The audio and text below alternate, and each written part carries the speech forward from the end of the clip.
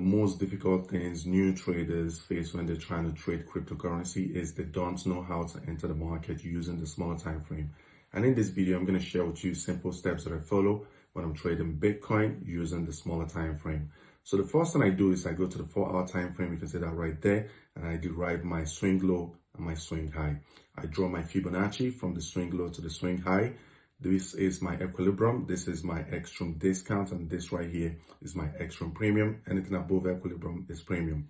Now I'm anticipating for price to come to an extreme level, and right here I'm anticipating to see liquidity resting at that extreme level. So we'll go to the 30 minutes time frame, and you can see we have liquidity relative equal low resting right here, and we'll have this low resistance liquidity. If you don't know what that is, I already made a video about that, which you can check out in one of our previous videos as well. So this right here is a low resistance liquidity, and I was anticipating for price to come into the extreme discount. So this is my liquidity, and the moment price runs below this liquidity coming into this extreme discount, I'll be watching for a 15 minutes break of structure. Now we'll go back to 4-hour time frame. Now once price mitigates this position right here, I want to see a 15 minutes break of structure right there. So I use the bar replay again. We go to the 15 minutes time frame. So right here on the 15 minutes time frame, you can see the moment we mitigated the extreme discount, price created a high, created a low, then we'll have this impulse move breaking structure.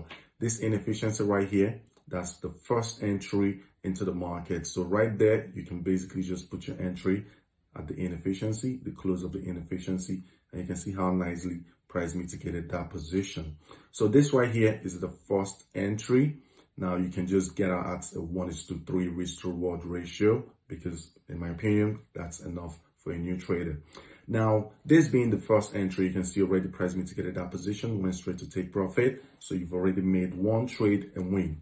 3% banked on the trade. If you're risking 1%, that's 3%. Now, the next thing I do is after price mitigates this position, what I do is I scale down to the smaller time frame. After mitigating this position, I want to see a 3 minutes break of structure from this key level. Now we'll go to the 3 minutes time frame, and right there you can see price created a high, created a low, and then broke structure right there. This is the second entry. You can see I already boxed out my key level because this was the last move to the downside before going to the upside to break the structure, and right here is the second entry. So what I usually do in this situation is, because to be honest with you, nobody knows what the market is going to do. There's no certainty in the marketplace. All we're working with is probabilities. Now this is the key level that I'm working with, and I believe that price should mitigate this position before continuing to the upside. Now what I usually do is this right here, the bodies of the candle, is going to be my first entry. This inefficiency right here, liquidity resting right here, is going to be my second entry.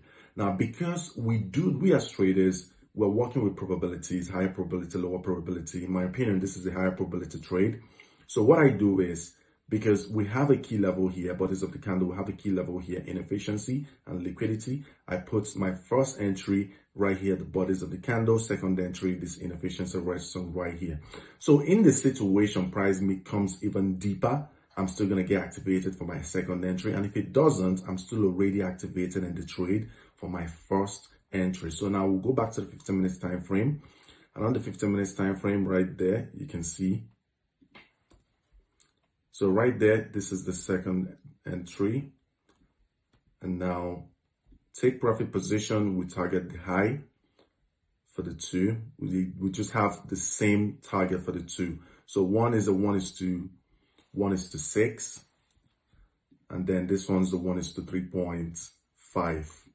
So the next thing we'll do, we'll play, and then we'll watch to see what the market is eventually going to do, whether it's going to mitigate that position or whether it's going to smash through and continue lower, because we are working with only the higher probability setups. We're not looking for just any trade. And right now you can see that both entries has been activated.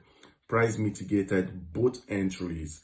And then the next thing we do, we now wait to see whether the trade is going to play out or not.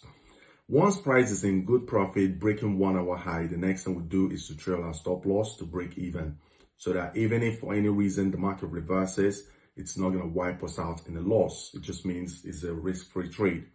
Now, as you can see, price is very close to the take profit position. and now take profit position has been smashed. So both trades, first one 1:6 and the other one 1:3. So just one setup has made 1:6 and 1:3. So this is basically how I do it using the smaller time frame. You can see how I scale down from 15 minutes, 3 minutes, wait for break of structure, inefficiency, last down close candle. If you want to learn more, click the link in our bio to find out more.